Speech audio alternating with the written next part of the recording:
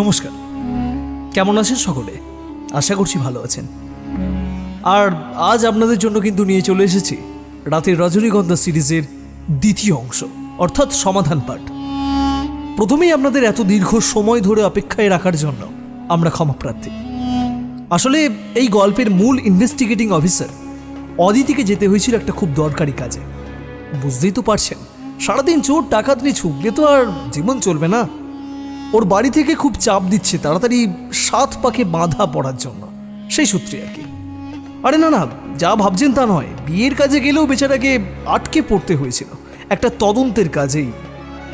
রাতের রজনীগন্ধার মোহজাল কাটলে সেই গল্প আপনাদের একদিন বলব। অবশ্য যদি আপনারা সেটা শুনতে চান তবেই। হ্যাঁ, তবে আসুন এবার আমরা মনোনিবেশ করি আমাদের আজকের গল্পে। সেখানে আমরা কি পেয়েছি?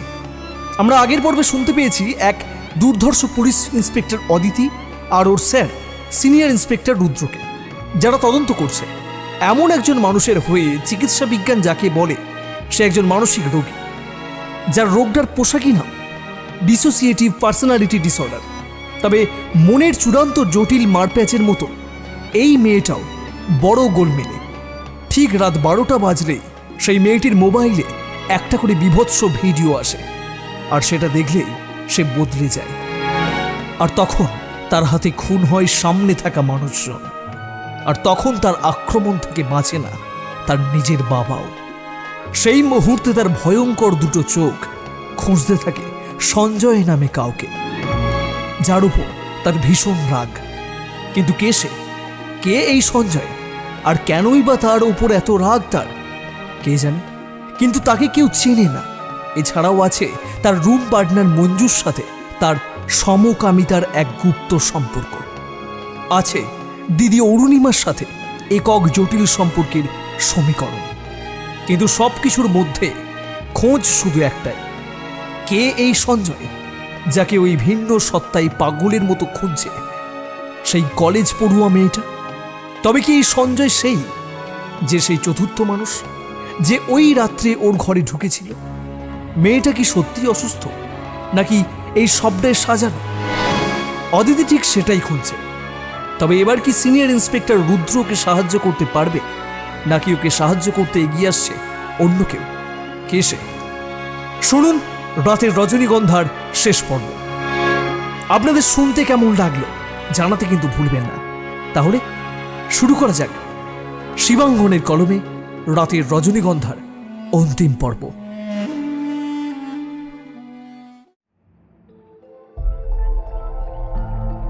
রাত তখন অনেক। অদিতি ওর কোয়ার্টারে ফিরে একাই বসেছিল ওর সোফা সেটটায় গা এলিয়ে। এমনিতে ওর মাথায় ছিল পায়েলের কেসটা, কিন্তু তার মধ্যেই একটা অন্য চোর চালানের কেসে ওকে হঠাৎ করেই দুবরাজপুরে যেতে হয়েছিল। মাঝে ও কলকাতায় ফোন করে যতটুকু জানতে পেরেছে তাতে পায়েলের শরীর এখন আগের থেকে অনেকটা সুস্থ। তবে ডক্টর সেনগুপ্ত ওকে কড়া নজরদারিতেই রেখেছেন। আর অরুণিমা প্রতিদিন সকাল বিকেল একবার করে ডক্টর সেনগুপ্তর নার্সিংহোমে ওর সাথে দেখা করে আসে। তবে সেদিনের ঘটনার পর অরুণিমা যেন একটু ভয় ভয় পেতে শুরু করেছে পায়েলকে। অদিতি বেশ মনে করতে পারে মঞ্জুর চোখে মুখেও পায়েলের প্রতি এই ভয়টাই দেখেছিল অদিতি। তবে সেদিনের ঘটনার পর থেকে পায়েলের মধ্যে আর কোনো রকম অস্বাভাবিকতা দেখা যায়নি। সে খবরও পেয়েছে। তাছাড়া ওর কেবিনের বাইরে দুজন পুলিশ কনস্টেবলকে সব সময়ের জন্য মজুদ রাখার ব্যবস্থা করে রেখেছে অদিতি। আর এখন এই দুবরাজপুর থেকে ফিরে আবার ওই কেসটা নিয়ে ভাবনা চিন্তা শুরু করে অদিতি। তবে কাল সকাল হলে একবার ইন্সপেক্টর রুদ্রর সাথে কথা বলে দেখতে হবে, তবেই ও ব্যাপারটা বুঝতে পারবে। হতেও পারে ইন্সপেক্টর রুদ্র হয়তো ওই সঞ্জয় নামের ছেলেটার ব্যাপারে কিছু খোঁজ খবর এগিয়ে রেখেছেন। তবে যত যাই হোক না কেন, অদিতি বেশ বুঝতে পারছে খুবই স্বাভাবিকভাবে চিন্তা ভাবনা করলে এই কেসের কিনারা করা যাবে না। দুটো তিনটে প্রশ্ন ওর মাথায় ঘুরছে, যেগুলোর উত্তর না পাওয়া পর্যন্ত ওর স্বস্তি নেই। বাথরুমে গিয়ে শাওয়ারটা ছেড়ে দেয় অদিতি। মুক্তোর মতো জলের বিন্দুগুলো ওর শরীরে ঝাঁপিয়ে পড়তে থাকে এক এক করে, যেন অদিতির শরীরের একটু স্পর্শ পাওয়ার জন্য ওরা আকুল হয়ে আছে, আর সেই জন্যই ওরা এতটা উৎসাহী। এটা অদিতির চিরকালের বড় শান্তির জায়গা। ওর মনে হয় যেন শরীরের সব ক্লান্তি ধুয়ে মুছে একেবারে তরতাজা হয়ে উঠতে পারেও। তাই চোখ বন্ধ করে ও চুপ করে দাঁড়িয়ে থাকে, আর ওর শরীর থেকে প্রতিফলিত হয়ে বয়ে যেতে দেয় সব জলের বিন্দুগুলোকে। শান্তি দিনের এই সময়টায় শুধু ওর নিজের। একটু পরে আবার খেয়াল পড়ে ডোরবেলটা বাজছে, কিন্তু এত রাতে ওর সাথে দেখা করার জন্য কে আসবে? দ্বিতীয়বার ডোরবেলের বাজার শব্দ পেয়ে নিশ্চিত হয়ে বাথরুম থেকে বেরিয়ে আসা অদিতি সত্যি সত্যি কেউ এসেছে। ঘড়ির দিকে তাকিয়ে সময়টা দেখে, রাত 12টা বাজতে আর মিনিট খানেক বাকি। স্লিপিং গাউনটা গায়ে জড়িয়ে নিয়ে দরজার দিকে এগিয়ে যায় অদিতি, আর আই হলে চোখ রাখতেই চমকে ওঠে। দরজার বাইরে যে মানুষটা দাঁড়িয়ে আছে সে ওর অতি পরিচিত ঈশান। তখনই ওর মনে পড়ে যায় রাত্রি 12টা বাজলেই যে দিনটা পড়বে সেটা 5th জুন, অদিতির জন্মদিন। আর প্রতি বছর জন্মদিনে ঠিক রাত 12টায় সবার প্রথম যে মেসেজটা ও পায় সেটা ঈশানের কাছ থেকে আসে। নিজের জন্মদিন প্রতিবার ভুলে গেলেও ঈশান কোনোদিন ভোলেনি, আর এবার তো সরাসরি ওর ফ্ল্যাটে এসেই হাজির। তাড়াতাড়ি দরজাটা খুলতে অদিতি দেখে ঈশান একগাল হেসে দাঁড়িয়ে আছে। কি রে, তুই হঠাৎ করে কোত্থেকে উদয় হলি? কোত্থেকে আবার আসবো, অফিসের কাছে কয়েকদিন ভুবনেশ্বর গেছিলাম, আর যেহেতু দিনটা 5ই জুন তাই ভাবলাম এবারে কলকাতায় এসে তোর সঙ্গে দেখা করে যাই।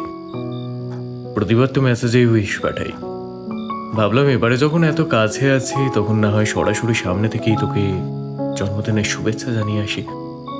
তুই সত্যি পারিস ও ঈশান, বরাবরের সেই ছেলে মানুষই তুই রয়ে গেলি।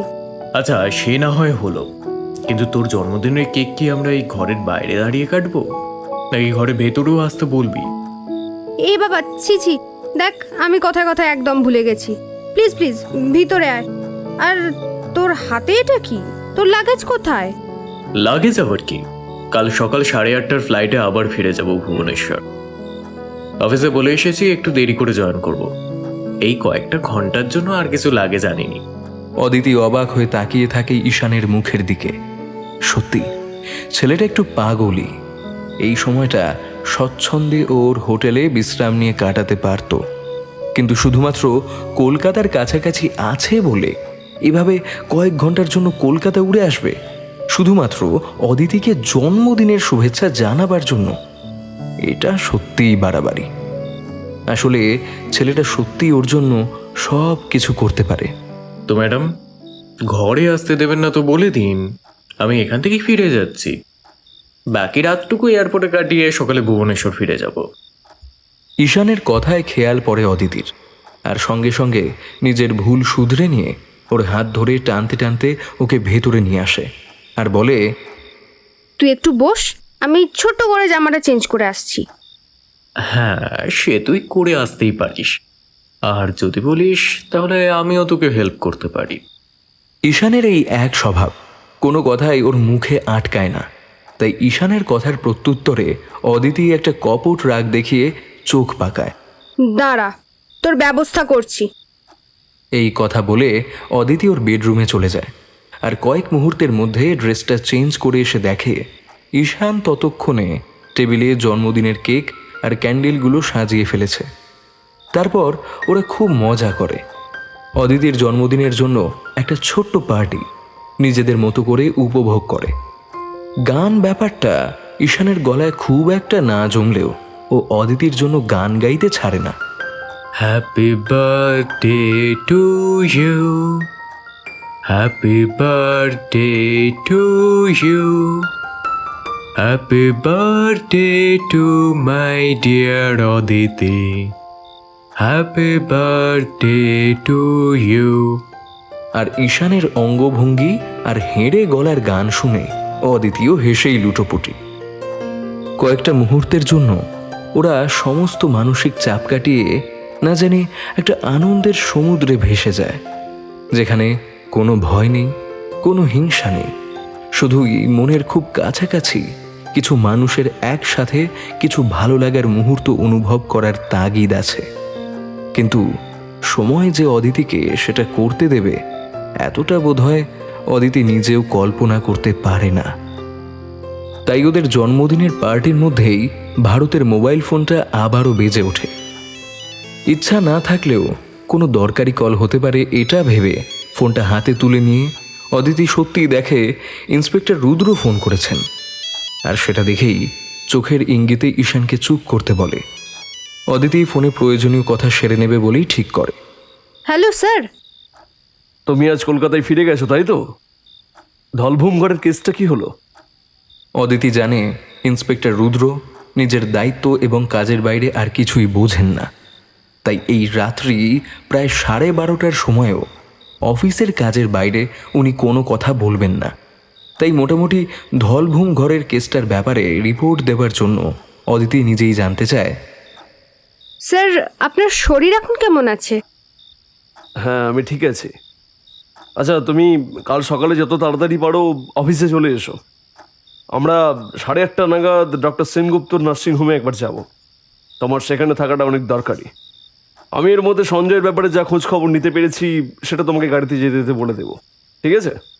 কাল সকালে অদিতি পরিকল্পনা করেছিল ঈশানকে এয়ারপোর্টে ড্রপ করতে যাবে, কিন্তু তার মধ্যেই ইন্সপেক্টর রুদ্র ওকে ডক্টর সেনগুপ্তর নার্সিংহোমে যেতে বলায় বেশ দুঃখই পায় ও। যে মানুষটা শুধুমাত্র ওর জন্য এত দূর থেকে এসেছে জন্মদিনের শুভেচ্ছা জানাবে বলে, কয়েক ঘন্টা পরে সে যখন ফিরে যাবে তখন অদিতি তার সঙ্গে যেতে পারবে না। কিন্তু কিছু করারও নেই, এটাই প্রফেশনাল প্রেশার। এইসব ভাবতে ভাবতে ইন্সপেক্টর রুদ্র ফোনটা কেটে দিলেও অদিতির চোখে মুখে যে চিন্তার ছাপ নেমে আসে সেটা বেশ ভালোই পড়তে পারে ঈশান। কিরে, কি হয়েছে? কিছু টেনশন? যখন কোনো টেনশন দেখবি একবারে ঈশানকে জানাবি, দেখবি তোর সব টেনশন আমি তুড়ি মেরে দূর করে দেব। ঈশানের আত্মবিশ্বাস দেখে এবার সত্যি সত্যি হেসে ফেলে অদিতি। তারপর একটু গম্ভীর হয়ে গিয়ে বলে, আসলে একটা কেসের ব্যাপারে খুব চাপে আছি রে। একটা ছোট্ট মেয়ে অদ্ভুতভাবে পরপর মানুষ খুন করে যাচ্ছে। বাইরের আততায়ীদের কথা যদি ছেড়েও দিই, মেয়েটি সবার শেষ খুন করেছে তার নিজের বাবাকে। আর সব থেকে বড় কথা হলো, মেয়েটির মানে ওই পায়েলের বাড়ি আমাদের গ্রামে, আর বাবা মানে অখিলবাবু আমার যথেষ্ট পরিচিত। কিন্তু সেদিন সকলের সামনে এমন হঠাৎ করে পায়েল ওর বাবাকে আক্রমণ করে যে আমাদের কারোর কিছু আর করারই ছিল না। চোখের পলক ফেলতে না ফেলতেই একটা বড় ছুরিও অখিল কাকুর বুকে ঢুকিয়ে দেয়। কিন্তু সমস্যা হচ্ছে, মেডিকেল সায়েন্স বলছে মেয়েটার নাকি এই মানসিক রোগী। ওর ভিতরে দুটি পৃথক সত্তা মানে পার্সোনালিটি রয়েছে, যার কারণে ও যখন ওর সেই দ্বিতীয় সত্তাতে পৌঁছে যাচ্ছে তখন ভয়ঙ্কর হিংস্রভাবে এইসব কাণ্ডগুলো ঘটাচ্ছে। এখনো পর্যন্ত অখিলবাবুকে নিয়ে মেয়েটির হাতে 4 জন খুন হয়েছে। আমি নিজেও। অদিতি প্লিজ, আমি তোর কেসটার গল্প নিশ্চয়ই শুনবো, তবে সেটা কাল সকালে। এখন এই মুহূর্তটা প্লিজ তুই আর খুন খারাপির গল্প বলে নষ্ট করিস না, এইটুকু আমার রিকোয়েস্ট। অদিতি বুঝতে পারে ঈশানের কথাটা সম্পূর্ণভাবে সত্যি। ছেলেটা এই কয়েক ঘন্টার জন্যই তো এসেছে ওর কাছে, শুধুমাত্র একটা ভালো সময় কাটাবে বলে। সেখানে সেই সময়টাও যদি অদিতি ওর প্রফেশনাল লাইফের গল্প বলে কাটায় তবে সেটা ঈশানের প্রতি ঘোর অন্যায় করা হবে। সরি রে, এক্সট্রিমলি সরি। আসলে ইন্সপেক্টর রুদ্রর ফোনটা আসার পর থেকে আমার মাথাটা কেমন যেন তালগোল পাকিয়ে গেছিল। হ্যাঁ, ঠিক আছে, আমি প্রমিস করছি আর আমি কেসের ব্যাপারে একটা কথাও বলবো না। তাহলে হবে তো? যতই হেসে সম্মতি জানাক, ঈশান বেশ বুঝতে পারে অদিতি কিন্তু মন থেকে পুরো ব্যাপারটাকে একেবারে ঝেড়ে ফেলতে পারেনি। ওর চোখে মুখে এখনও একটা হালকা চিন্তার ছাপ, যেটা ওর জন্মদিনের আনন্দটাকে ঢাকা দিয়ে রেখেছে। তাই ওকে স্বাভাবিক করার জন্য ঈশান ওর কোমরের দুদিকটা ধরে ওকে সোফার উপরে তুলে বসায়। তারপর ওকে বলে, একদম চিন্তা করিস না, সব কেস ঠিক মতো সলভ হয়ে যাবে। আমার মন বলছে তুই এই কেসটা সলভ করতে পারবি। অদিতি জানে কথাটা ঈশান বলছে ওকে মানসিকভাবে চাঙ্গা করার জন্য, না হলে এই কেসটা সমাধান করা এত সহজ কাজ নয়। তবুও যেহেতু এখন এই বিশেষ মুহূর্তে আর ওরা এই কেসটার ব্যাপারে কথা বলতে চায় না, তাই অদিতি ওর দুটো হাত দিয়ে ঈশানের গলা জড়িয়ে ধরে আর তারপর বলে, আমার বার্থডে গিফট কোথায়? Birthday gift? এই রে, আমি এই কেকটা ছাড়া তো আর কিছু আনিনি রে। তোর কি গিফট লাগবে বল, আমি কুরিয়ার করে তোর ঠিকানায় পাঠিয়ে দেবো। রাম ছাগল একটা। আসলে ঈশান এরকমই। সম্পর্কের টানাপোড়েনের মধ্যে রহস্যে ঘেরা অদিতির ইঙ্গিতগুলো ও ঠিক বুঝতে পারে না। আর পারে না বলেই অদিতির দুষ্টুমি ভরা হাসির দিকে ও অবাক হয়ে তাকিয়ে থাকে। আর এই কারণে অদিতি ওকে রাম ছাগল বলে ডাকে। অদিতি হেসে ওর গলা জড়িয়ে ধরে, ওর গালে এঁকে দেয় একটা সুন্দর ভালোবাসার চুমু। তবে সাথে সাথে এটাও বুঝতে পারে ঈশানের ঘোর তখনও কাটেনি। তখনও কেমন যেন একটা হতভম্বের মতো ঈশান তাকিয়ে আছে অদিতির দিকে। আচ্ছা, এই কথা এবার বুঝতে পেরেছি। তবে এখনো তো সারা রাতটা বাকি পড়ে রয়েছে। ডার্লিং, আমি নিশ্চয়ই তোমাকে তোমার বার্থডে গিফট দেবো, যাতে তোমার মন ভরে যাবে। একগাল হেসে ঈশানের গলাটা জড়িয়ে ধরে অদিতি। কথাটা তো সত্যি, এখনো তো সারা রাত বাকি। আর এই সময়টা ওদের দুজনের কাছাকাছি আসার জন্য যথেষ্ট। তবে ওরা চাইলেও ওদের জন্য রাতটা এতটা মধুর হলো না। হঠাৎ করে রাত 3টে নাগাদ অদিতির মোবাইলটা বেজে ওঠে। ইন্সপেক্টর রুদ্রর এরকম রাত বিরেতে ফোন করার অভ্যেস আছে, তবে সবটাই ওনার তদন্তের স্বার্থে।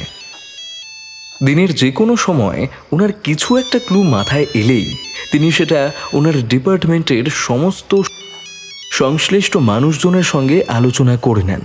আর অদিতি সহ ওনার ডিপার্টমেন্টের সকলেই জানে এতে ওনার কোনো খারাপ উদ্দেশ্য থাকে না।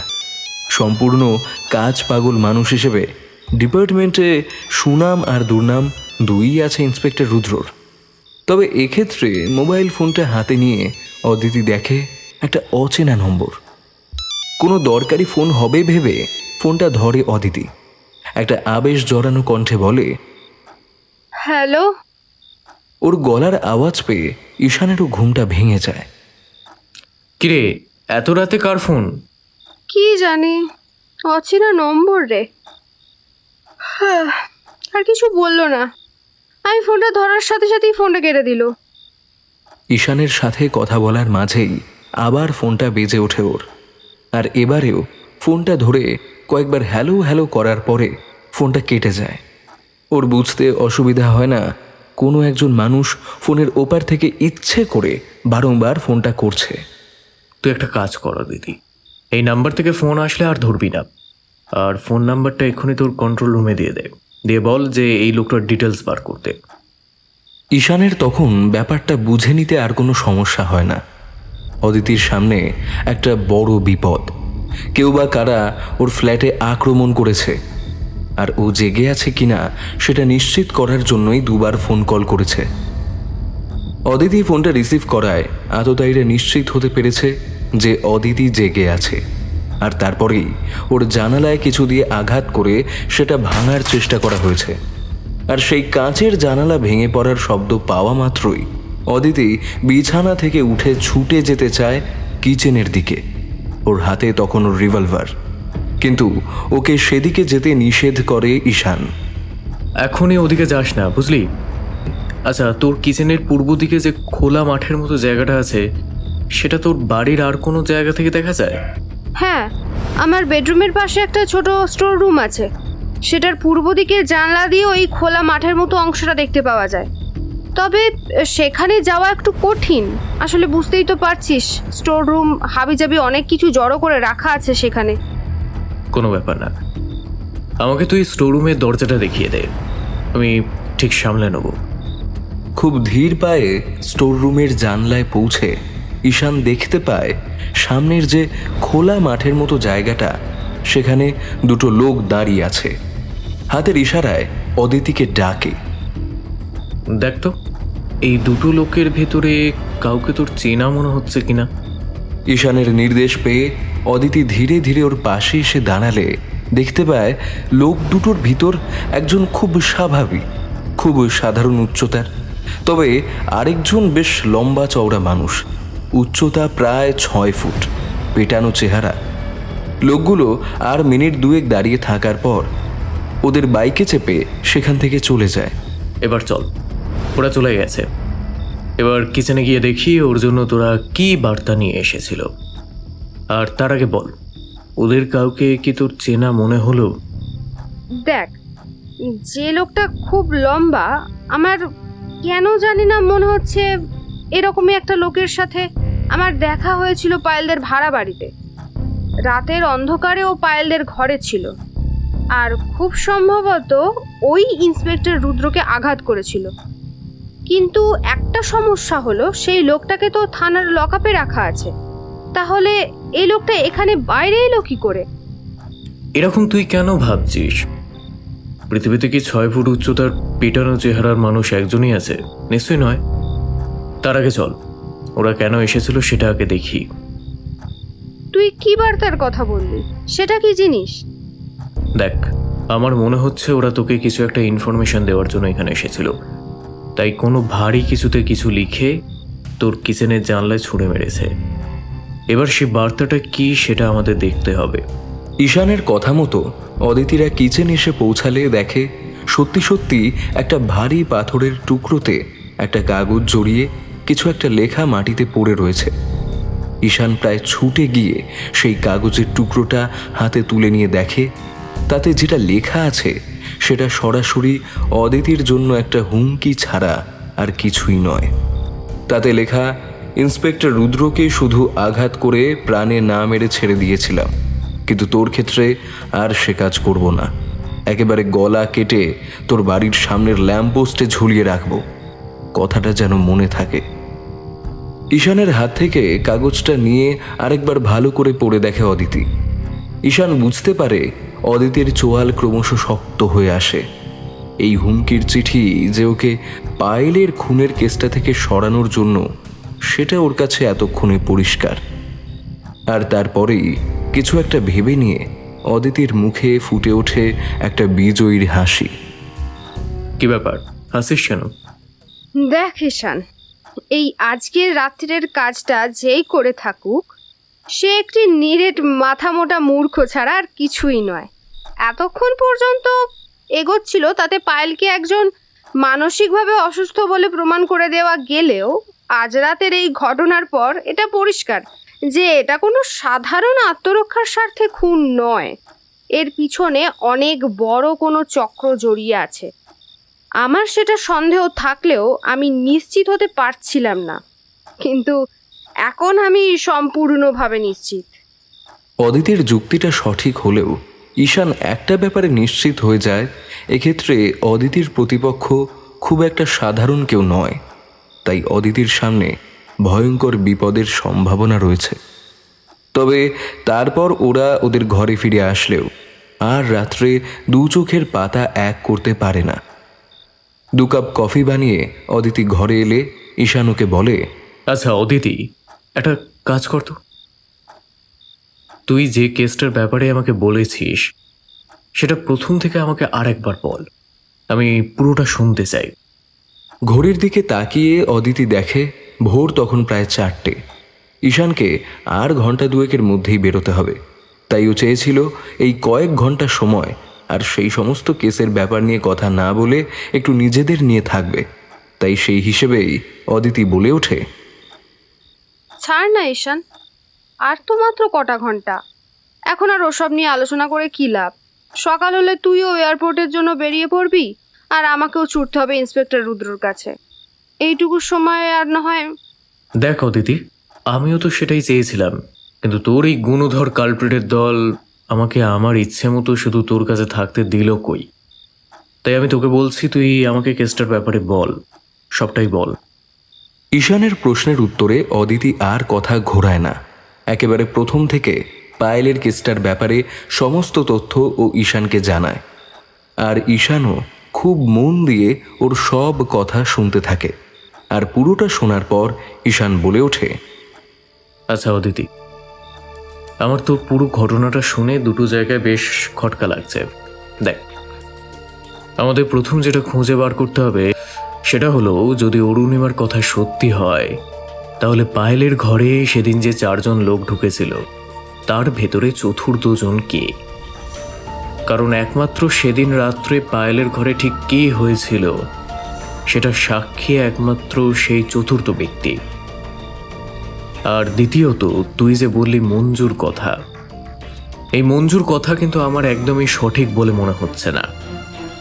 ও তো তোকে বলেছে প্রতিদিন রাত্রে পায়েলের মধ্যে নাকি একটা অশরীরী ভর করে।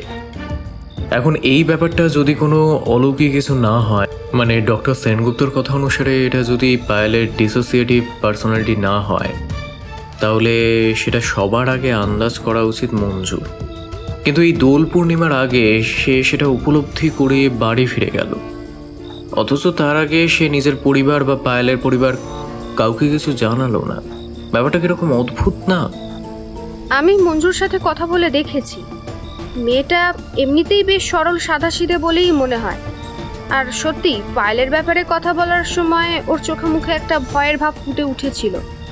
আমার যতদূর ধারণা এটা সত্যি, এটা মঞ্জুর অভিনয় নয়। যদিও সেটা কনফার্ম করার জন্য আমি নিজেও পায়েলের সঙ্গে একটা রাত ছিলাম এবং আমি নিজেও সেটা উপলব্ধি করেছি। সত্যি বলতে কি, সেই মুহূর্তে পায়েলকে দেখলে যে কোনো মানুষের ভয় লেগে যাবারই কথা। কি ভয়ঙ্কর ওর চোখ, মুখের অভিব্যক্তি, কি ভয়ঙ্কর ওর গায়ের জোর! সত্যি আমার দেখে রীতিমতো ভয় লাগছিল। এক্স্যাক্টলি, আমি তো সেটাই বলছি। তার মানে তুই যে অভিজ্ঞতাটা সেদিন রাত্রে পেয়েছিলি সেটা মঞ্জু তার আগেও সাক্ষী থেকেছে, অথচ তখন সে ভয় না পেয়ে ওর সঙ্গেই থাকলো। অথচ সেদিন, মানে ওই দোল পূর্ণিমার দিন, যখন রাত্রে ওর বাড়িতে আক্রমণ হলো, আগের দিন সে বাড়ি চলে গেল। আর যাওয়ার কারণটা নাকি পায়েলের মধ্যে সেই অস্বাভাবিকতা। এটা কি করে সম্ভব? তুই কি বলতে চাইছিস ঈশান? আমাকে একবার মঞ্জুর ঠিকানাটা দিবি? আমি একবার মেয়েটার সাথে কথা বলে দেখতে চাই। অবশ্য তাতে যদি তোর পুলিশের ডিপার্টমেন্টের কোনো অসুবিধা না থাকে তবেই। আমার কারণে তোকে অনর্থক জটিলতার মধ্যে জড়াতে চাই না। না, সে তুই করতেই পারিস, কিন্তু তোর কি ধারণা মঞ্জু মিথ্যে কথা বলছে? না, ঠিক মিথ্যে বলেছে এ কথা আমি বলছি না, তবে আমার ধারণা ও সম্পূর্ণ সত্যি কথা বলছে না। কিছু একটা রহস্য এমনও আছে যেটা ও বলতে পারছে না, না হলে বলতে চাইছে না। সেটা কি বলে তোর মনে হয়? আপাতত তোর প্রশ্নের উত্তর আমি দেব না, মঞ্জুর সাথে কথা বলার পরই দেব। তবে একটা যোগসূত্র আমি তোকে বলতে পারি। সঞ্জয় নামে ছেলেটার কাছে পৌঁছতে গেলে আমাদেরকে একমাত্র অবলম্বন এই মঞ্জু, সেটা কিন্তু খেয়াল রাখিস। তার মানে তুই বলতে চাইছিস এই যে সঞ্জয় মানে ওদের ক্লাসমেট, তার প্রতি এত রাগ থেকে পায়েল এরকম ভয়ঙ্কর কাণ্ড করে? ঘড়িতে এখন 4:10, আমি ঠিক 6:30 নাগাদ বেরোবো। আর তার মধ্যে আমার একটা কাজ আছে, তুই একটু ঘুমিয়ে নে। আমি সকালে তোকে সব ব্যাপারটা বলবো, প্রমিস। আর তোর ভুবনেশ্বরে ফিরে যাবার ফ্লাইট, সেটার কি হবে? দেখো দিদি, ভুবনেশ্বরে অফিসে আমার কাজ আছে এটা সত্যি, কিন্তু পৃথিবীতে এমন কোনো কাজ আমার থাকতে পারে না যেটা তোর থেকে বেশি ইম্পর্টেন্ট। তাই আমার কথা বাদ দে, তোর এই কেসটায় ফোকাস কর। তার কারণ আমার মনে হচ্ছে তোর প্রতিপক্ষ যখন রাত 3টের সময় তোর বাড়িতে আক্রমণ করতে পারে, তখন সে তোকে সারাদিনে বেশি সময় দেবে না। মানে কি বলতে চাইছিস তুই? কিছু বলছি না, সারা রাতটাই জেগে আছিস, এখন ঘুমিয়ে নে, সকাল হলে তোর সঙ্গে কথা আছে। অদিতি জানে এই মুহূর্তে ওর ঘুম আসবে না, তবে মিছিমিছি ওর কারণে ঈশানের কাজটা নষ্ট হলো, এটা ভেবেই ওর একটু খারাপ লাগছিল। তাই তখনকার মতো শুয়ে পড়লেও ওপাশ ফিরে দেখে ঈশান ওর ল্যাপটপে ডিসোসিয়েটিভ পার্সোনালিটি ডিসঅর্ডারের উপর বেশ কিছু তথ্য রিসার্চ করছে গুগলে। তবে সেটা যে কোনো সাধারণ জ্ঞান অর্জনের জন্য নয় সেটা অদিতি বেশ বুঝতে পারে। যেন খুব স্পেসিফিক কিছু একটা ঈশান খুঁজছে, কিন্তু সেটা কি সেটা তখনও পর্যন্ত অদিতি জানে না।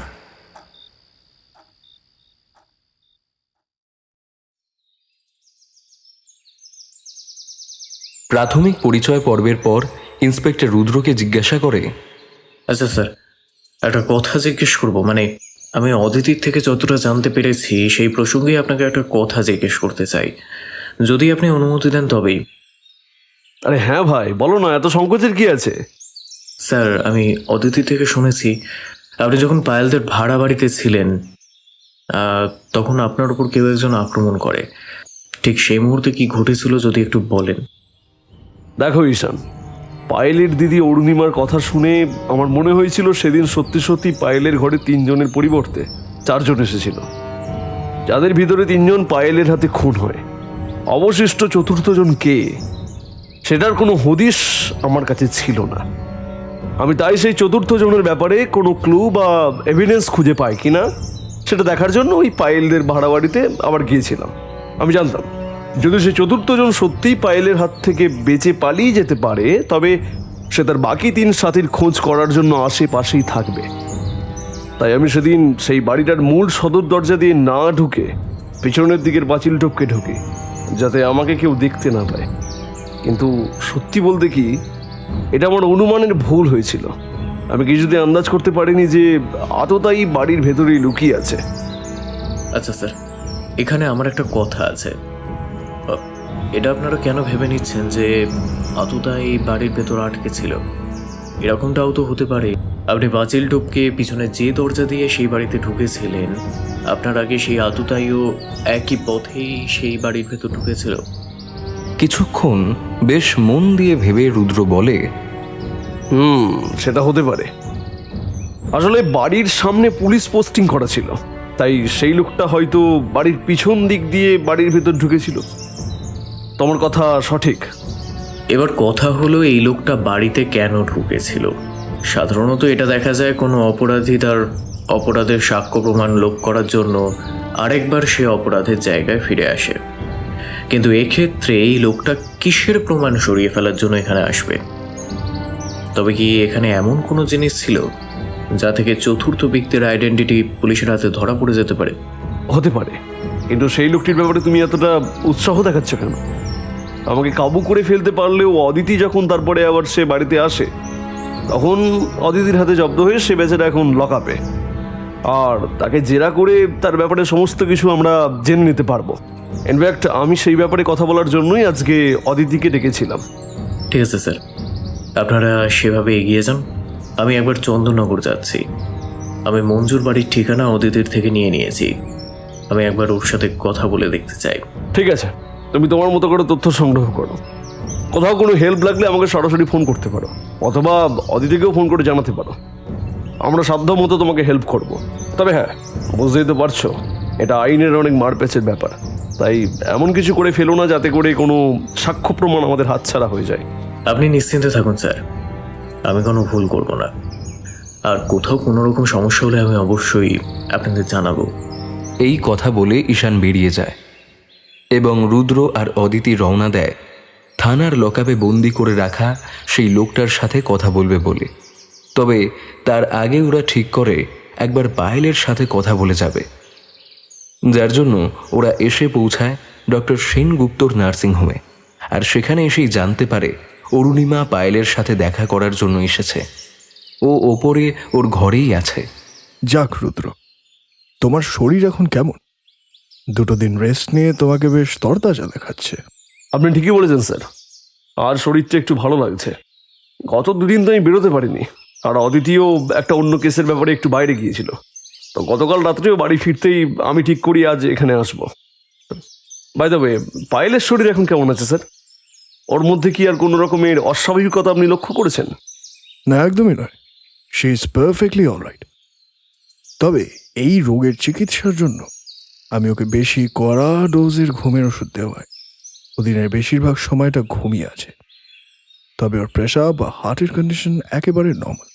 আচ্ছা স্যার, ও রাত্রে আর সেরকম কোনো বাড়াবাড়ি করেনি তো? অদিতির সেদিনের ব্যবহারের পর থেকে ডক্টর সেনগুপ্ত যে ওর উপরে খুব একটা প্রীত নন সেটা ওনার কথা থেকেই বোঝা যায়। তাই একরকম বিরক্ত গলায় বলেন, আমি তো খুব একটা দুর্বোধ্য ভাষায় কিছু বলিনি মিস অদিতি। তাও যদি আপনার বুঝতে অসুবিধা হয় তবে আমি আবার বলছি, গত দুদিনে ওর ভিতরে কোনো রকমের অস্বাভাবিকতা আমি অন্তত দেখিনি। ও ওপরে ঘুমিয়ে আছে, আপনারা চাইলে ওকে দেখতে পারে। তবে ওর সাথে কথা বলার অনুমতি আমি আপনাকে দেব না।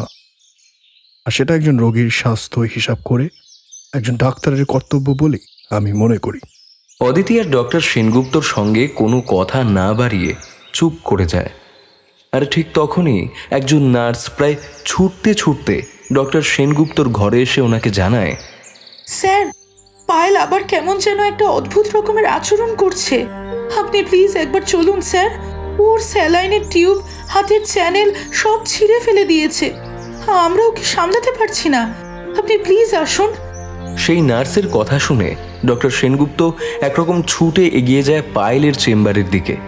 আর ওনার পিছু পিছু ইন্সপেক্টর রুদ্র আর অদিতিও এসে পৌঁছায় সেখানে। আর ওরা এসে দেখে নার্সের কথা সঠিক। পায়েল পাগলের মতো করছে, ঠিক যেমনটা ওকে করতে দেখেছিল অদিতি। আর ওর ঘরের একদম কোনায় অরুণিমা চুপ করে দাঁড়িয়ে আছে, ভয়ে প্রায় ঠকঠক করে কাঁপছে সে। আর এই পরিস্থিতিতে ইন্সপেক্টর রুদ্র আর অদিতিকে দেখে পায়েলের চিৎকার যেন আরও বেড়ে যায়। রুদ্র প্লিজ, তোমরা এখানে এসো না। তোমাদের দেখলে পায়েল আরো ভয়ঙ্কর হয়ে উঠছে। তোমরা আমার চেম্বারে বসে অপেক্ষা করো, আমি একটু পরে আসছি। এই পরিস্থিতিতে সত্যি ওদের আর কিছুই করার থাকে না। তবে অদিতির মাথায় সে সময় একটা ধারণা খেলে যায়। নিজের পকেট থেকে মোবাইল ফোনটা বের করে ও ভিডিও কল করে ঈশানকে। ঈশান তখন চন্দননগরে মঞ্জুর বাড়ি যাওয়ার পথে। আর ভিডিও কলে পায়েলের সমস্ত গতিবিধি ও দেখাতে থাকে ঈশানকে। পায়েল তখন রাগে গর্জন করছে, আর সেই কোনো একজন কাল্পনিক সঞ্জয় নামের চরিত্রের মানুষের প্রতি ক্ষোভ উগরে দিচ্ছে ওর চিৎকারের মাধ্যমে। আর মোবাইলে স্ক্রিনে খুব মন দিয়ে পায়েলের সেই ভয়ঙ্কর অভিব্যক্তি লক্ষ্য করতে থাকে ঈশান। আচ্ছা অদিতি, একটা জিনিস খেয়াল করে দেখতো, পায়েল যেখানে বসে আছে ঠিক ডান দিকে, মানে পায়েলের বাঁ দিকে কিছু একটা আছে। মানে পায়েলের বাঁ পায়ের দিকে কিছু একটা আছে। মানে কি বলতে চাইছিস তুই? আমি যেটা বলছি সেটা তুই এখনই কর। গিয়ে দেখ পায়েলের বিছানার নিচে কিছু একটা আছে। দেখ ঈশান, আমি এখন ওই ঘরে ঢুকতে পারবো না। ডক্টর সেনগুপ্ত আমাকে আর ইন্সপেক্টর রুদ্রকে খুব কড়া ভাষায় নিষেধ করেছেন ওর ঘরে ঢোকার জন্য। ওনার ধারণা আমরা ওখানে গেলে পায়েলের শারীরিক এবং মানসিক অবস্থার আরও অবনতি হবে।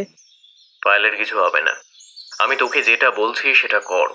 তুই ইমিডিয়েটলি গিয়ে ওই ঘরটায় দেখ ওর বিছানার নিচে এমন কিছু লুকোনো আছে কিনা। একদম সময় নষ্ট করিস না অদিতি, এই সুযোগ আর ফিরে পাওয়া যাবে না। ঈশানের কথাটা শেষ হওয়ার সাথে সাথে অদিতি প্রায় বিদ্যুতের বেগে ডক্টর সেনগুপ্তর পাশ কাটিয়ে ঢুকে আসে পায়েলের কেবিনে। আর ওর বিছানার চাদরের নিচে হাত দিতেই বুঝতে পারে ওখানে কিছু একটা লুকিয়ে রাখা। সম্ভবত এই বস্তুর কথাই ঈশান বলছে। আর সেটা টেনে বের করে আনার সাথে সাথেই ও দেখতে পায় সেটা একটা মোবাইল ফোন, আর যাতে একটা ভয়ঙ্কর ভিডিও চলছে। ঠিক সেই রকম ভিডিও যেটা গভীর রাত্রে ওর মোবাইলে চলতে দেখেছিল। তাহলে এই মুহূর্তে ওর কাছে এই মোবাইল ফোন এলো কি করে, আর তাতে এই ভিডিওটা চালালোই বা কে? অদিতি, তুই ইমিডিয়েটলি ওর দিদি অরুণিমাকে আটকা। এই মুহূর্তে ওর কাছে অরুণিমা ছাড়া আর কেউ নেই। আমার মন বলছে এই অরুণিমাই ওর কাছে মোবাইল ফোনটা পৌঁছে দিয়েছে, যাতে করে ওই ভিডিওটা দেখে আর এইরকম একটা ভয়ঙ্করভাবে রিয়্যাক্ট করছে। আর ততক্ষণে ইন্সপেক্টর রুদ্র সেখানে এসে পৌঁছাচ্ছে। অদিতির হাতে মোবাইলটা দেখে ওকে জিজ্ঞাসা করে, এটা কোথা থেকে এলো অদিতি? এই তো স্যার, পায়েলের বিছানার চাদরের নিচে এটা লুকানো ছিল। আমরা বাইরে থেকে ঠিক খেয়াল করিনি, কিন্তু আমি ভিডিও কলে পায়েলের অভিব্যক্তিটা ঈশানকে দেখাতে ঈশানই এটার অস্তিত্ব প্রথম চিহ্নিত করে। ঈশান, তুমি কি করে এটার কথা বুঝতে পারলে? স্যার, আপনারা একটু খেয়াল করলেই দেখতে পেতেন পায়েল যখন ভয়ঙ্করভাবে চিৎকার করছিল তখন ওর হাতটা ছোঁড়ার কোনো নিয়ন্ত্রণ না থাকলেও ওর বাম পা দিয়ে ও বিছানার একটা বিশেষ জায়গায় বারবার করে লাথি মারছিল। আমার সেটা দেখেই মনে হয় নিশ্চয়ই বিছানার ওই জায়গায় এমন একটা কিছু আছে যেটা পায়েল আঘাত করতে চাইছে। তারপরও অদিতিকে সেটা বলতে অদিতি মোবাইলটা বার করে। আমার ধারণা ওর দিদি অরুণিমা ওই মোবাইলটা ওর কাছে গেছে এবং ওকে ওই ভিডিওটা দেখিয়েছে, যাতে করে ও এইভাবে রিয়্যাক্ট করতে শুরু করেছে। তার মানে তুমি বলতে চাইছো পায়েলের এই অসুস্থতাটাও প্রজেক্ট করা, তাই তো? একদমই তাই স্যার। দেখুন স্যার, অদিতি যেদিন রাত্রে ওর কাছে এসেছিল সেদিনই ও লক্ষ্য করেছিল ওর মোবাইলে এরকম একটা ভয়ঙ্কর ভিডিওর কথা, আর আজ সেটাই প্রমাণ হয়ে গেল। তার মানে কেউ বা কারা ওকে ইচ্ছে করে এরকম ভয়ঙ্কর ভিডিও দেখিয়ে মানসিকভাবে অসুস্থ করে তুলতে চাইছে, আর ডাক্তারি পরিভাষায় সেটা প্রতিপন্ন হচ্ছে ওর অসুস্থতা হিসেবে। এবার আশা করি আপনি বুঝতেই পারছেন আমি কি বলতে চাইছি। আমি বুঝে নিয়েছি। কোনো মানুষকে মানসিকভাবে অসুস্থ প্রমাণ করে তাকে দিয়ে যদি খুন করানো হয় তবে সেটা কোনো অপরাধ বলে বিবেচিত হবে না। আর এই কাজটা করছে অরুণিমা, সেটাও এখন প্রমাণিত। এবার শুধু জানতে হবে এর পিছনে অরুণিমার লক্ষ্যটা কি। স্যার, আমি আপনাকে একটা অনুরোধ করব, আপনারা অরুণিমা দেবীকে আটক করে থানায় গিয়ে বসান, কিন্তু এখনই এই ব্যাপারে কোনো জিজ্ঞাসাবাদ করবেন না, কারণ আমার ধারণা এই পুরো ব্যাপারটার ভিতরে আরও এমন একজন কেউ আছে যে অনেক তথ্য আমাদের দিতে পারে। ঠিক আছে, তাই হবে। তুমি ফিরে এসো, আর আমরা তারপরেই অরুণিমাকে যেটা করব। ঠিক এইভাবে কথা বলার মধ্যেই হঠাৎ করে একটা গাড়ির ভয়ঙ্কর জোরে ব্রেক মারার শব্দ হয়। মোবাইল স্ক্রিনে অদিতি যেটুকু দেখতে পায় তাতেও বুঝতে পারে ঈশানের গাড়ির একটা ভয়ঙ্কর অ্যাক্সিডেন্ট হয়েছে, আর ঈশানের হাত থেকে ওর মোবাইল ফোনটা ছিটকে গিয়ে পড়েছে দূরে। কয়েকবার কেঁপে উঠে মোবাইলের স্ক্রিনটা স্থির হয়ে যায়। অদিতি বুঝতে পারে ঈশানের মোবাইলটা আর ওর হাতে নেই, ওর থেকে দূরে কোথাও পড়ে আছে, আর ঈশানের কোনো ভয়ঙ্কর কিছু ঘটে গেছে আশঙ্কা করে চিৎকার করে ওঠে অদিতি। ঈশান! ঈশানের এই পরিণতির কথা ভেবে অদিতি আরও ভেঙে পড়তে পারে।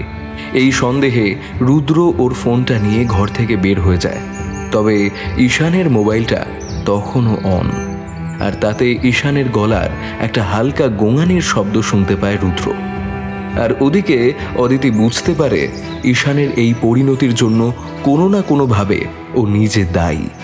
এই মুহূর্তে তো ঈশানের ভুবনেশ্বর ফিরে যাওয়ার কথা ছিল, সেখানে সেটা না গিয়ে শুধুমাত্র অদিতিকে সাহায্য করার জন্য কত ভয়ঙ্কর বিপদের মধ্যে ওকে জড়িয়ে পড়তে হলো।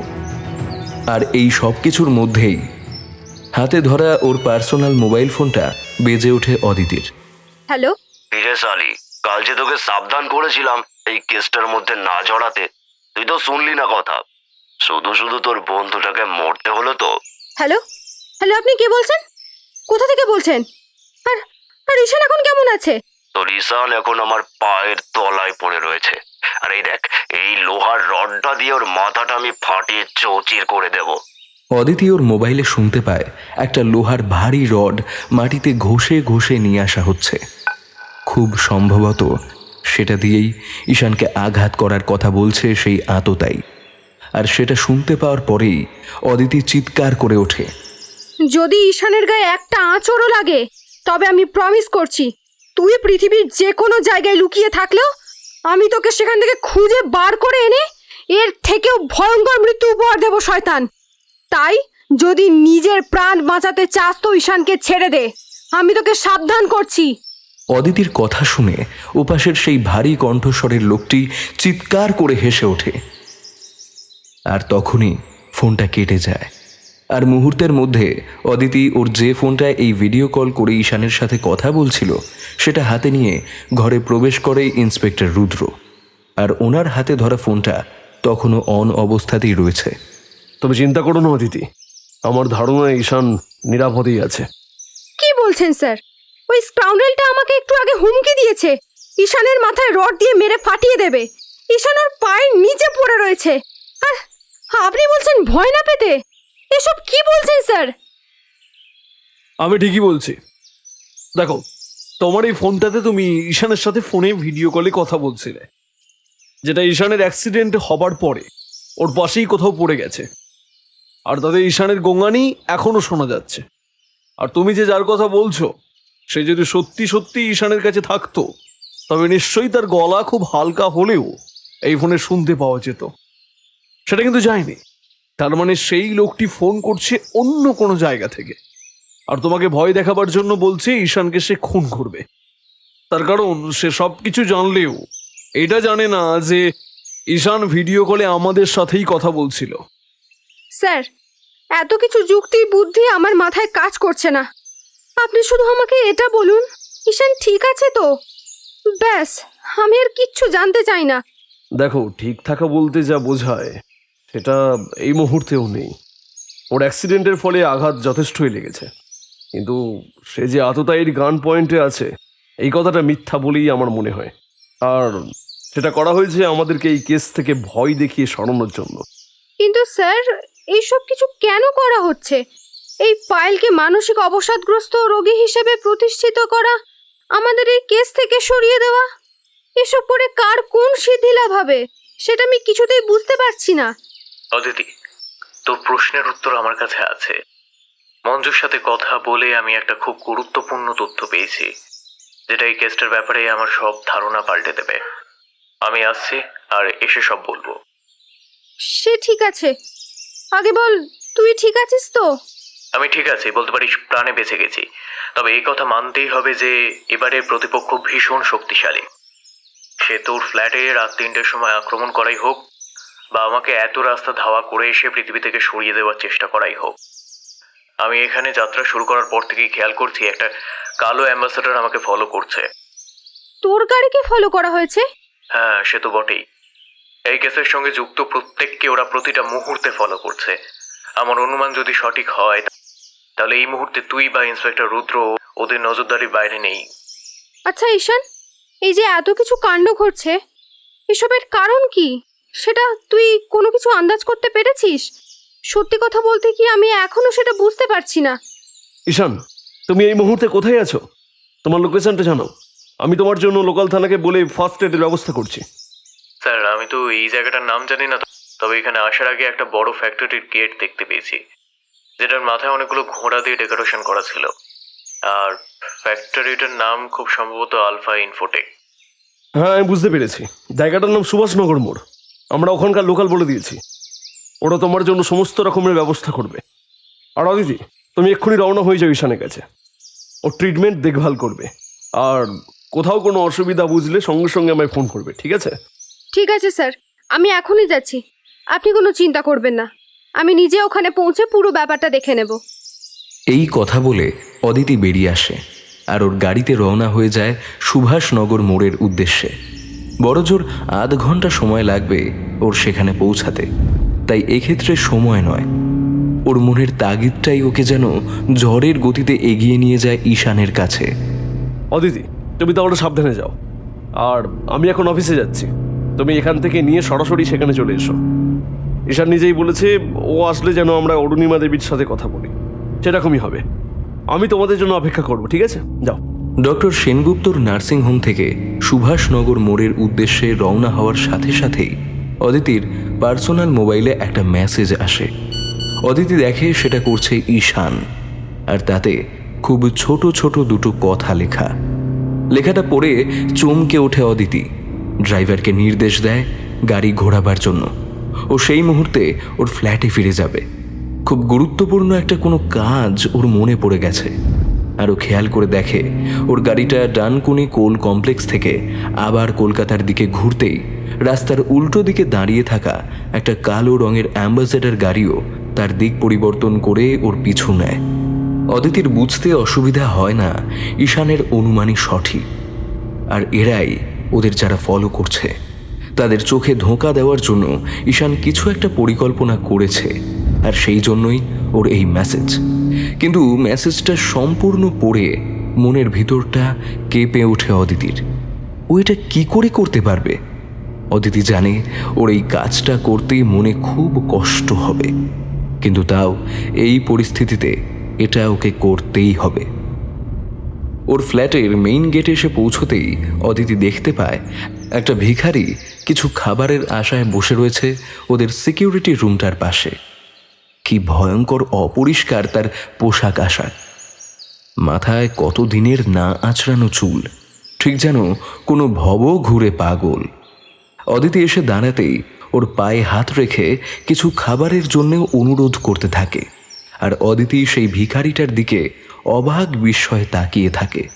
তারপর ওর ব্যাগ থেকে একটা ছোট্ট কেকের টুকরো বের করে ওর হাতে দেয়, আর সেই পাগলটা গোগ্রাসে সেই কেকটা খেয়ে ফেলে চোখের নিমেষে।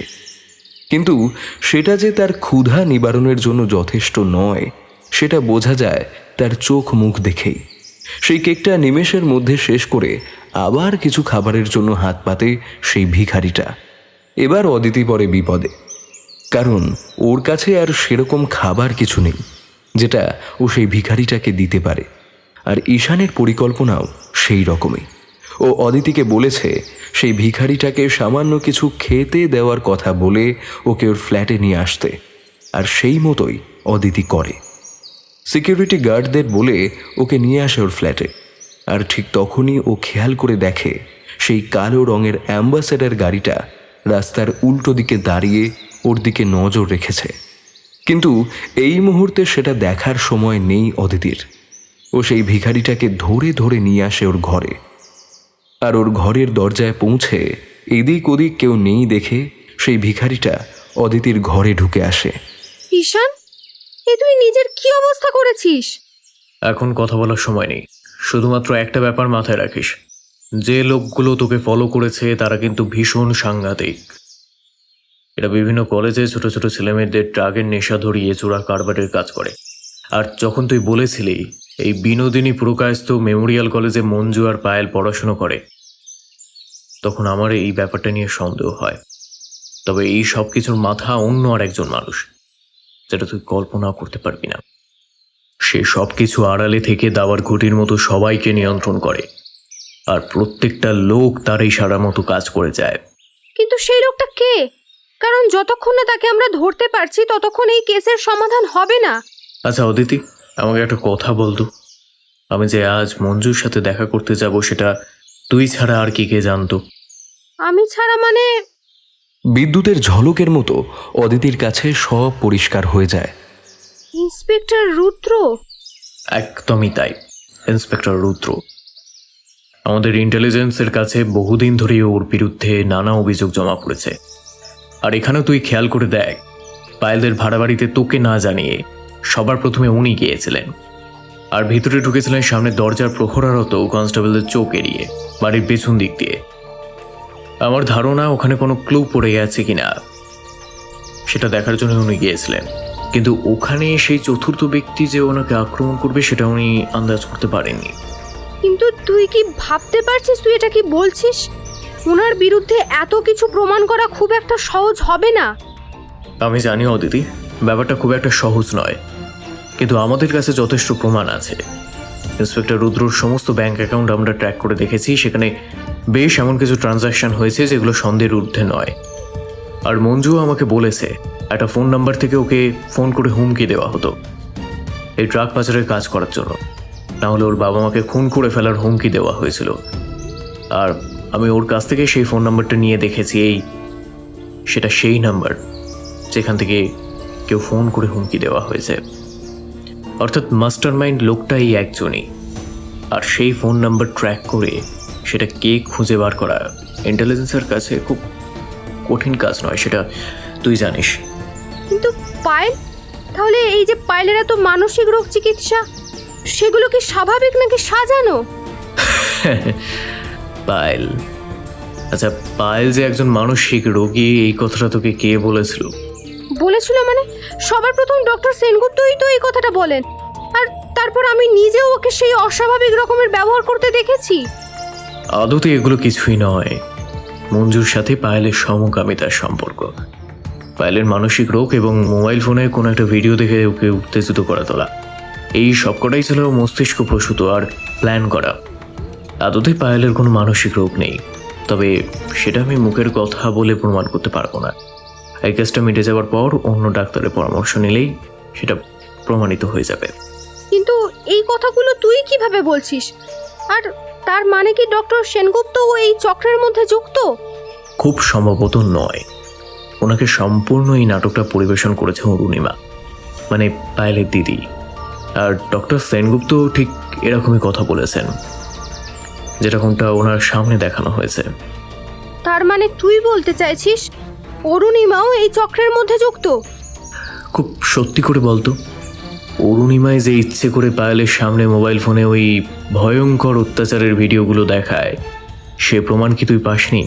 এবার অরুণিমা এটা কেন করে? সত্যিই তো। কেন? ও তো চাইবেই ওর বোন যত তাড়াতাড়ি হোক সুস্থ হয়ে উঠে স্বাভাবিক জীবনে ফিরে আসতে পারে। একদমই ভুল কথা। অরুণিমা এটা কখনোই চাইবে না। তবে জানিস তো, অরুণিমা এই কেসটার সাথে কিভাবে যুক্ত সেটা আমি কিছুতেই বুঝতে পারছিলাম না, কিন্তু সেটা আমার কাছে পরিষ্কার হয়ে যায় মঞ্জুর কাছে পাওয়া একটা ছবি থেকে। ছবিটা খুব সম্ভবত পায়েলের কোনো জন্মদিনের অনুষ্ঠানের, আর সেখানে ভিড়ের মধ্যে একটা লোককে আমি স্পষ্ট দেখতে পাই, যাকে দেখতে হুবহু ইন্সপেক্টর রুদ্রের মতো। তখনই আমার ব্যাপারটা ক্লিয়ার হয়ে যায়। ইন্সপেক্টর রুদ্র কোনো না কোনোভাবে ওদের পরিবারের সঙ্গে যুক্ত, সেটা আমি নিশ্চিত। সেটা তুই বোধহয় জানিস না। না সত্যি আমি তো জানি না। এটাই স্বাভাবিক, তোকে সেটা ইচ্ছে করে জানানো হয়নি। আর জানানো হলে তুই ইন্সপেক্টর রুদ্রের সঙ্গে এই পরিবারের যোগসূত্রটা বুঝে যেতে পারতিস। আর ইন্সপেক্টর রুদ্রই যে নিজে আড়ালে থেকে অরুণিমাকে দিয়ে এই পুরো পরিকল্পনার ছক কষেছেন, সেটা আন্দাজ করে যেতে পারতিস। আর একটা কথা, তুই তো ওনার সাথে সব সময় কাজ করিস, তুই ওনার ব্যাপারে কিছু সন্দেহ করিস কি? দেখ, আমার একটা ব্যাপার খটকা লেগেছিল। সেটা হলো আমি ধলভূমগড়ের কেসটার যাওয়ার জন্য দুদিন এখানে ছিলাম না। আমি ভেবেছিলাম উনি ওই সঞ্জয় নামে ভদ্রলোকের ব্যাপারে কিছু খোঁজ খবর নিয়ে রাখবেন, কিন্তু আমি তো অবাক হয়ে গেলাম। উনি কিছুই করেননি। উল্টে উনি আমাকে বললেন যেহেতু আমি কেসটা প্রথম থেকে দেখছি, তাই আমি এলে তবেই নাকি উনি ওই লোকটার সাথে কথা বলবেন। অথচ রাত্রিবেলা সেই লোকটাই আমার বাড়িতে এসে চড়াও হলো, কিন্তু সেই লোকটার তো তখন লকআপে থাকার কথা ছিল। বুঝতে পেরেছি, ঠিক আছে, এখন আর বেশি সময় নষ্ট করবো না, তাহলে ওরা আমার উপর সন্দেহ করবে। আর তুই কিন্তু সাবধানে থাকিস। ইন্সপেক্টর রুদ্রকে কোনোভাবেই অনুমান করতে দেওয়া যাবে না যে আমরা ওনাকে সন্দেহ করছি। ঈশান, একটা কথা বলবো? হ্যাঁ বল। ঈশান, তুই আমার জন্য... কান্নায় গলাটা বুজে আসে অদিতির, আর একটাও কথা না বলে ঈশানের গলাটা ওর দু হাতে জড়িয়ে ধরে ওর মুখটা ডুবিয়ে দেয় ঈশানের ঠোঁটে। অদিতির চোখ দুটো তখন জলে ভরে উঠেছে। এই আনন্দের অশ্রু শুধুমাত্র ঈশানের জন্য না, কোনো কৃতজ্ঞতার প্রকাশও করতে চায় না, কারণ অদিতি জানে সেটা করলে ঈশানের বন্ধুত্বকে ছোট করা হবে। তবে সব সময় যুক্তি বুদ্ধি দিয়ে জীবন চলে না। কোনো কোনো সময় এমনও আসে যখন শুধুমাত্র আনন্দে আর আবেগে ভেসে যেতে ইচ্ছে করে, হয়তো ক্ষণিকের জন্য, তবুও করে। আর সেই কারণেই অদিতি ওর গায়ের যত জোর আছে তাই দিয়ে জড়িয়ে রাখে ঈশানকে, আর পাগলের মতো ওকে চুমু খেতে থাকে। আর ঈশানও জানে অদিতির এই আবেগের বহিঃপ্রকাশটা অকৃত্রিম, তাই তাতে সাড়া না দেওয়াটা ওর প্রতি অবিচার করা। আর এর পরের মুহূর্তগুলো ওদের জন্য কি ভয়ঙ্কর চ্যালেঞ্জ নিয়ে অপেক্ষা করে আছে সেটা ওরা দুজনেই জানে। সব কিছু বিচার করে ঈশানও সাড়া দেয় ওর স্পর্শে। অদিতির টি শার্টটা খুলে ছুঁড়ে দেয় মাটিতে। গতকাল রাত্রে ওরা যে শরীরী খেলায় মেতে উঠেছিল তাতে ছিল ওদের মনের ভালোবাসা, কিন্তু এই মুহূর্তে তাকে ছাপিয়ে যায় একজনের আরেকজনের প্রতি বিশ্বাস আর সহানুভূতি। অদিতির অন্তর্বাসের দুটো সাধারণ ছোট হুক সেক্ষেত্রে যে খুব বড় একটা প্রতিবন্ধকতা তৈরি করতে পারবে না তা বলাই বাহুল্য। দুটো ঘর্মাক্ত শরীর একজন আরেকজনের মধ্যে ডুবে যায় শুধুমাত্র এটা বোঝাবার জন্য পরিস্থিতি যতটাই প্রতিকূল হোক না কেন, ওরা একজন আরেকজনের পাশে আছে। কিন্তু সময় নষ্ট করা যাবে না। ঈশান জানে ইন্সপেক্টর রুদ্রর নজরদারি ওদের প্রতিটা মুহূর্তে ফলো করছে, সেই জন্যই নিজেকে নিয়ন্ত্রণ করে ও। অদিতি সেই মুহূর্তে ওকে ছাড়তে না চাইলেও অদিতির বাহুবন্ধন থেকে নিজেকে মুক্ত করে ঈশান বেরিয়ে আসে। আর অদিতিও ওর পুরনো পোশাকগুলো পরিবর্তন করে বাড়ির পিছনের দরজা দিয়ে বেরিয়ে রওনা দেয় পায়েলদের ভাড়া বাড়ির উদ্দেশ্যে। ঈশান ওকে সেই রকমই করতে বলে গেছে। ঘড়িতে তখন প্রায় সন্ধে 7:30। ঈশান আর অদিতি পায়েলদের ভাড়া বাড়ির পাঁচিল টপকে বাগানের ভিতর দিয়ে এসে পৌঁছায় ওদের ঘরে। আর ঘরের ভেতর থেকে দুটো মানুষের কথা বলার কণ্ঠস্বর শুনতে পায় ওরা। রুদ্র, আমার মনে হচ্ছে আমরা বোধহয় আমাদের শত্রুদের একটু বেশি হালকাভাবে নিয়ে ফেলছি।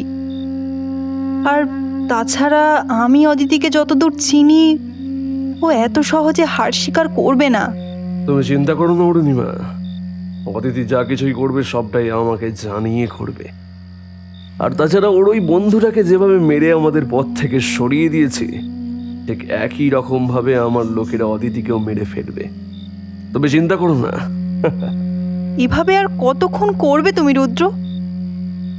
সব থেকে বড় কথা হলো, আমি তো তোমার কথা মতোই কাজ করছিলাম। তাহলে তুমি পায়েলকে দিয়ে আমার বাবাকে খুন করালে কেন? তুমি খুব ভালো করেই জানো অরুণিমা, তোমার বাবা আমাদের সম্পর্কটা নিয়ে সন্দেহ করতে শুরু করেছে। তাই উনি যদি পুলিশকে ফোন করে কিছু বলে বসতেন, তবে আমাদের উপরে সন্দেহের আঙুল উঠতে পারত। তাই ওনাকে শেষ করে দেওয়া ছাড়া আমার কোনো যে উপায় ছিল না। তবে পায়েল সেটা খুব ভালোভাবেই করেছে। আর ডক্টর সেনগুপ্তের কথা অনুসারে ওকে মানসিক রোগের চিকিৎসার জন্য পাঠানো হলে ওর হাতে করা খুনগুলো চাপা পড়ে যাবে। তাহলে আমাদের উপরে আর কেউ সন্দেহ করতে পারবে না। এবার খুব তাড়াতাড়ি আমরা যে কাজে এসেছি সেটা সম্পূর্ণ করে এখান থেকে ফিরে যেতে পারলেই হলো। তুমি কি নিশ্চিত চাগের লাস্ট প্যাকেটটা মঞ্জু এখানেই রেখেছে? আমাকে তো সেরকমই বলেছিল। তবে আমি আগের দিনকেও সেটা খোঁজার জন্য এসেছিলাম, কিন্তু সেটা খুঁজে পাইনি। আজ যত তাড়াতাড়ি সম্ভব সেটা খুঁজে নিয়ে আমাদের এখান থেকে বেরিয়ে পড়তে হবে। আপনার ধারণা একটা ভুল রয়ে গেছে রুদ্রবাবু। ড্রাগের লাস্ট কনসাইনমেন্টটা এই বাড়িতে নেই, সেটা আছে আমার কাছে। হঠাৎ করে ওই পরিস্থিতিতে ঈশানের গলার শব্দ শুনতে পেয়ে চমকে ওঠে রুদ্র আর অরুণিমা। আর সাথে সাথেই রুদ্র ব্যাপারটাকে মেকআপ করার চেষ্টা করে। আর ঈশান, তুমি কখন এলে? যাক, খুব ভালো সময় এসেছো। আমি খোঁজ নিয়ে দেখেছি এই মেয়ে দুটো কলেজে ড্রাগের চোরা কারবারের সঙ্গে যুক্ত ছিল। তাই ভাবলাম ওদের ঘরে গিয়ে একবার খুঁজে দেখি আর কোনো প্রমাণ পাই কিনা আর কি। সে আপনি ঠিকই করেছেন ইন্সপেক্টর রুদ্র, কিন্তু আপনি হতাশ হবেন এটা শুনলে। ড্রাগ এই বাড়িতে নেই। সেটা মঞ্জু এখান থেকে নিয়ে যাওয়ার সময় নিজের সাথে নিয়ে গিয়েছিল। এখনো সেটা আমার কাছে। তবে নিশ্চিত থাকুন, সিঙ্গাপুরে যে ড্রাগ ব্যবসায়ী থেকে আপনি ইতিমধ্যেই টাকা নিয়ে ফেলেছেন আর এই মালটা তার হাতে পৌঁছে দেবেন বলে তিনি ইন্টারপোলের হাতে ধরা পড়েছেন। আর সেই সিকান্দার শেখ তার জবান ফোন দিতে ভারত থেকে তার কাছে সমস্ত চ্যানেলটা জানিয়ে দিয়েছে। অতএব বুঝতেই পেরেছেন, আপনার বিরুদ্ধে সমস্ত প্রমাণ এখন আমাদের হাতে আছে। আরে এসব কি বলছো তুমি ঈশান? সব মন গড়া গল্প বলে তুমি কিছু প্রমাণ করতে পারবে না। কে সিকান্দার শেখ? আমি এরকম কাউকে চিনি না। তাছাড়া তুমি একদিন অদিতির কাছে বেড়াতে এসেছিলে, সেটা নিয়ে আনন্দ ফুর্তি করে থাকো না। এসবের মধ্যে ঢোকার কি প্রয়োজন? দেখুন মিস্টার রুদ্র, আমি যে আপনার বিরুদ্ধে সমস্ত তথ্য প্রমাণ নিয়ে এখানে এসেছি সেটা আশা করি আপনি বুঝতে পেরেছেন। তাই যত তাড়াতাড়ি আপনি আপনার অপরাধ স্বীকার করে নেবেন ততটাই আপনার পক্ষে মঙ্গল হবে। আমি এই কেসের ইনভেস্টিগেটিং অফিসার, তাই যে কোনোভাবে তোমাকে এই চোরাচালানকারী বানিয়ে দেওয়া আমার কাছে কোনো ব্যাপার নয়। তারপর গুলিতে ঝাঁঝরা করে তোমাকে এনকাউন্টার করে দিলে আমাকে কেউ কোনো প্রশ্ন করবে না। মিস্টার রুদ্র, আপনার একটা জায়গায় বুঝতে ভুল হয়ে গেছে। আপনি এতক্ষণ অবধি ঈশানকে চিনেছেন আমার বন্ধু হিসাবে, কিন্তু ওর একটা পেশাগত পরিচয়ও আছে। সেটা কি আপনি না জানলেও শুধু এটা জেনে রাখুন, আপনাকে অ্যারেস্ট করার জন্য সেন্ট্রাল পুলিশ ফোর্স আপনাকে ঘিরে ফেলেছে। সবটাই ঈশান ব্যবস্থা করেছে দিল্লি হেডকোয়ার্টার থেকে। অতএব বুঝতেই পারছেন আপনার জারি জুরি সমস্ত কিছুই শেষ। এবার তিহার জেলার ভাত আপনার জন্য অপেক্ষা করছে। অদিতি কথাটা বলার সাথে সাথেই ইন্সপেক্টর রুদ্র প্রায় ঝাঁপিয়ে এসে পড়ে ঈশানের ওপর। আর ঠিক তখনই ঈশানের হাতে ধরা রিভলভারটা গর্জে ওঠে, আর ঈশানের নিখুঁত নিশানায় গুলিটা সোজাসুজি ইন্সপেক্টর কপাল ভেদ করে বেরিয়ে যায়। মুহূর্তের মধ্যে কয়েকবার কেঁপে উঠে স্তব্ধ হয়ে যায় ইন্সপেক্টর রুদ্র। আর অদিতি সে সময় ধীর পায়ে এগিয়ে গিয়ে অরুণিমার হাতে হ্যান্ডকাফ পরিয়ে দেয়। অরুণিমা, এতদিন অনেক মিথ্যে তুমি আমাদের বলেছ, কিন্তু দেখলে তো সব মিথ্যে শেষ পর্যন্ত এসে একটা সত্যির কাছে পরাজিত হলো। তবে একটা কথা তোমাকে বলতে পারি, পায়েলের শারীরিক অবস্থাটা সত্যি সত্যি ওর মানসিক রোগ নাকি পুরোটাই ওর অভিনয়, সেটা আমরা বিশেষজ্ঞ ডাক্তারের পরামর্শ নিয়েই ঠিক করব। কিন্তু তুমি এরপর বাকিটা লকআপের পিছনেই কাটিও। আর হ্যাঁ, একটা কথা তোমায় বলে রাখি, ইন্সপেক্টর রুদ্র তার পদাধিকার খাটিয়ে সঞ্জয় ওরফে তোমার বলা ওই চতুর্থ আততায়ীকে লকআপ থেকে বের করে এনেছিলেন আমার বাড়িতে রাত্রে আক্রমণ করার জন্য, কিন্তু এখন তাকে আবার সেই ঘরেই চালান করা হয়েছে। তাই বিচার চলাকালীন কিছুদিন তোমরা স্বামী স্ত্রীতে লকআপের ভিতরেই সংসার করতে পারবে। এবার চলো, অনেক হয়েছে। পায়েলদের ভাড়াটে বাড়ি থেকে বেরিয়ে আসে ওরা, আর ইন্সপেক্টর রুদ্রর মৃতদেহটা এখান থেকে সরিয়ে নিয়ে যাওয়ার জন্য ব্যবস্থা করে অদিতি। তবে এর মাঝে একটা কাজ ওকে করতে হবে, সেটা হলো ঈশানের পেশাগত পরিচয় সকলের কাছ থেকে লুকিয়ে রাখতে হবে। আসলে ঈশান যে একজন সিবিআই অফিসার সেটা জানে শুধুমাত্র পুলিশের একদম উচ্চপদস্থ কয়েকজন কর্তা, আর কেউ নয়। আপাতত ওর পরিচয় অদিতির বন্ধু, ভুবনেশ্বরে একটা প্রাইভেট কোম্পানিতে চাকরি করে। থানার দিকে গাড়িটা ছোটায় অদিতি। রাতের কলকাতা শহরের ঝলমলে আলোগুলো তখন এক এক করে ওর পিছনের দিকে সরে যাচ্ছে। একটা ব্যাপার খেয়াল করে দেখেছিস অদিতি? কি? একটু ভেবে দেখ, মিথ্যে বলে আসলে কিছুই হয় না, যা ঘটে সবকিছুই সত্যি। অরুণিমাকে দিয়ে যে মিথ্যের সূত্রপাত ঘটেছিল, পায়েলদের বাড়িতে একজন চতুর্থ কারোর উপস্থিতির কথা বলে, সময় নিয়মে সেই চতুর্থ মৃতদেহটা পায়েলদের বাড়ি থেকে এই মুহূর্তে যাচ্ছে পোস্টমর্টমের জন্য। আর সেটা সেই রুদ্রই। নিজের অজান্তেই কখন মিথ্যের জাল বুনতে বুনতে সবকিছু সত্যি করে প্রমাণ করে দিল রুদ্র, শুধু এতগুলো প্রাণের বিনিময়। অদিতি আর কথা বলে না, সামনের দিকে চেয়ে থাকে, সোজা রাস্তাটার দিকে। ওদের গন্তব্য এখনো অনেকটা দূর। এইসব অরুণিমা, পায়েল, রুদ্রর কথা আর ওর শুনতে ভালো লাগছে না। কেমন যেন একটা স্বার্থপরের মতো হঠাৎ বলে বসে, একটা কথা বলবো ঈশান? হ্যাঁ বল না, কি বলবি? দুজনে আবার প্রেম করবি? ঈশান মুচকি হেসে ওঠে অদিতির কথা শুনে। ও জানে ওর অদিতি বরাবরই এরকম।